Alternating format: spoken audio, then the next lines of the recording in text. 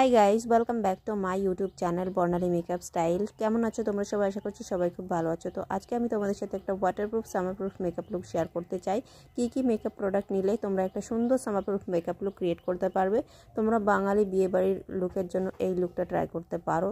তো সবার প্রথমে ফেসে আমি সিটিএম করে নিয়েছি, তারপর কিন্তু আমি প্রাইমার নিয়ে নিয়েছি ব্লু হেভেনের সিলিকন বেস প্রাইমার। তোমরা কিন্তু এই প্রাইমারটা ইউজ করতে পারো, ভীষণ ভালোভাবে পোর্সগুলোকে ব্লার করে দেয়, প্লাস সোয়েটটাকে একটুখানি কন্ট্রোলে রাখে।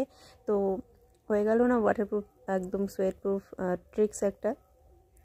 তো এরপর কিন্তু যত ফেসে ডার্ক স্পট ছিল সেগুলোকে কভার করে নিচ্ছে। আর এই কনসিলারটা কিন্তু ফেসে একদমই ক্রিজ আসতে দেয় না, খুব ভালোভাবে একদম ডার্ক স্পটগুলোকে হাইড করে দেয়। একদম আমার স্কিন টোনের কনসিলার। আমি এখানে ইউজ করেছি মার্সের cancel concealer in the shade 08।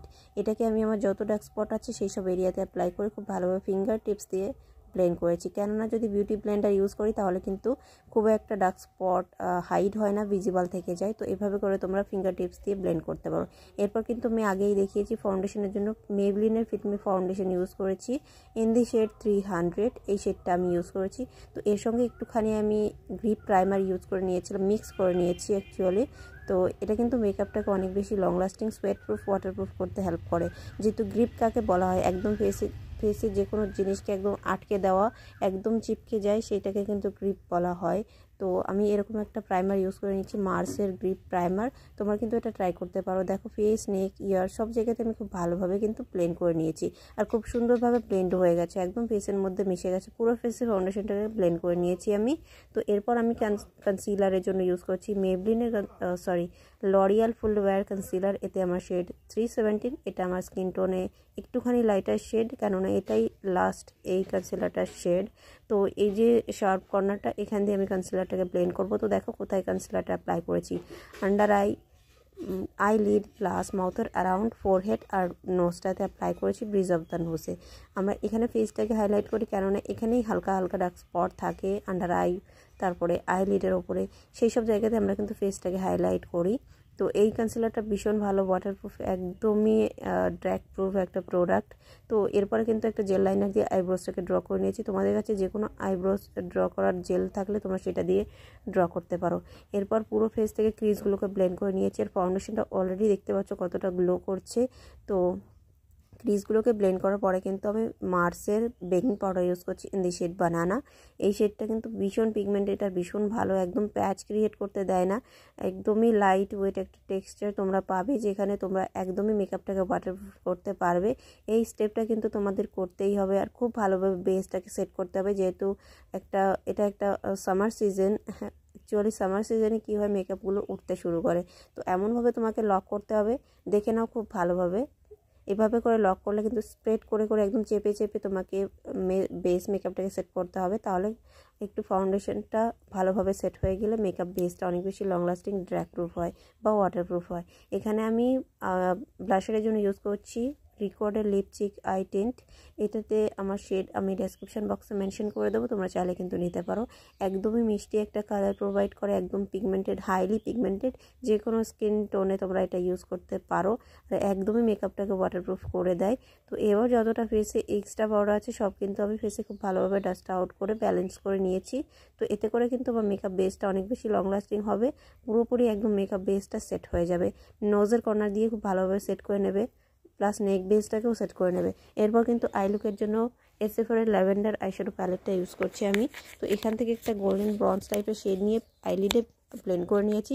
তারপর কিন্তু একটা ডার্ক ব্রাউন ম্যারুনিশ টাইপের একটা শেড নিয়ে একটা ফ্লাফি আইশ্যাডো ব্লেন্ডিং ব্রাশ দিয়ে আমি আউটার কর্নারে বেশি ফোকাস করে, ইনার কর্নারে কম ফোকাস করেছি। খুব ভালোভাবে সার্কুলার মোশনে ব্লেন্ড করে নিয়েছি। জাস্ট এটাই ছিল আজকের আই লুক। তো এখানে আমি এই শেডটাকেই লোয়ার ল্যাশ লাইনেও ব্লেন্ড করে নিয়েছি। তো খুব ভালোভাবে স্মচ করে দিয়েছি যাতে লুকটা একদমই ন্যাচারাল দেখায়, একদম হেভি না দেখায়। এরপর লাইনারের জন্য এনওয়াইভের টুলি ম্যাট লিকুইড লাইনারটা নিয়েছি। এটা ভীষণ ভালো একটা লাইনার, একদমই jet black mat liquid liner. যারা 100 টাকার মধ্যে ভালো একটা লাইনার খুঁজছো তারা কিন্তু এটা ট্রাই করতে পারো। ভীষণ ভালো, ভীষণ লং লাস্টিং, ভীষণ ওয়াটারপ্রুফ, একদম ড্র্যাগ করলেও কিন্তু উঠে যায় না।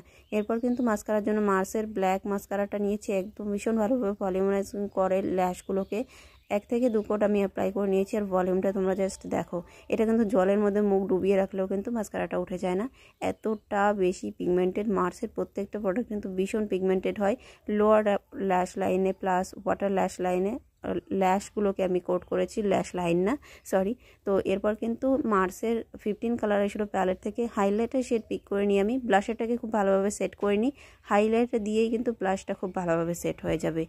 তো এই স্টেপটা যদি করো তাহলে কিন্তু তোমার মেকআপ বেসটা 100% ওয়াটারপ্রুফ হবেই, এটা আমার তরফ থেকে গ্যারেন্টি। তো আমি forehead, cheeks, bridge of the nose, Cupid bow chin, forehead, সব জায়গাতে কিন্তু আমার ফেসটাকে হাইলাইট করে নিয়েছি। তোমরা খুব ভালোভাবে দেখে নাও, স্টেপগুলো খুব মন দিয়ে ফলো করবে, তাহলে কিন্তু তোমরাও সুন্দর একটা মেকআপ লুক ক্রিয়েট করতে পারবে।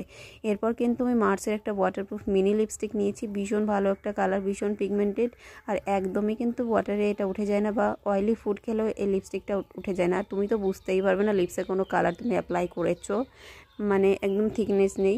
তো লিপসটাকে বর্ডার করে লিপস্টিকটাকে অ্যাপ্লাই করে নিয়েছি। তো এরপর কিন্তু মার্সের ড্র্যাগ প্রুফ মেকআপ ফিক্সার দিয়ে মেকআপটাকে লক করে নিয়েছি, একদম মেকআপটাকে ফিক্স করে দেবে। একদম যে কটা প্রোডাক্ট অ্যাপ্লাই করছি সব কিন্তু একসঙ্গে মেল্ট হয়ে স্কিনে বসে যাবে, যেহেতু আমার মেকআপটা অনেক বেশি লং লাস্টিং ওয়াটারপ্রুফ করতে হেল্প করবে। So guys, this is my final makeup look. তো লুকটা কতটা ওয়াটারপ্রুফ আমি তোমাদের ওয়াটার টেস্ট করে দেখিয়ে দিচ্ছি। একদম যতটাই জল ঢালো না কেন, ফেসে যতটাই সোয়েট আসুক না কেন, তোমার মেকআপটা কোনোভাবেই উঠে যাবে না।